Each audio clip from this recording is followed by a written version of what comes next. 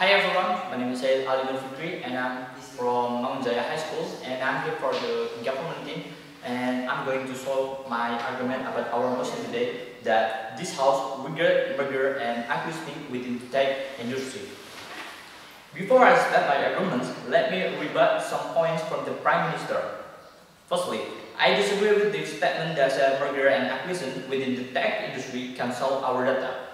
Because we don't need to be worried that our data will be stolen, because Indonesia has a regulation, the recent on Constitution, Chapter 8, Number 6, about consumer safety. It is said that consumer or buyer have the right for comfort, safety and salvation consuming the products and services, and choose them related to the extent, rights and conditions as promised. Secondly, rather than eliminating competitors, the emergence of tech industry can be beneficial either to consumer or the worker. For the example, if we order some goods on Tokopedia, the goods we order can deliver at the same day with Gojek.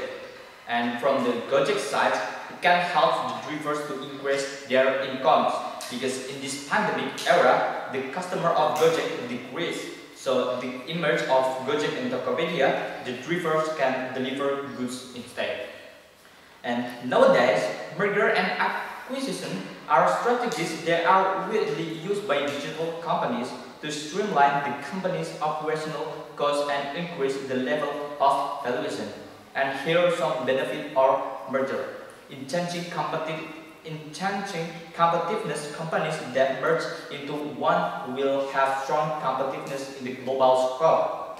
In addition, merger also help companies from takeover or acquisition from other companies.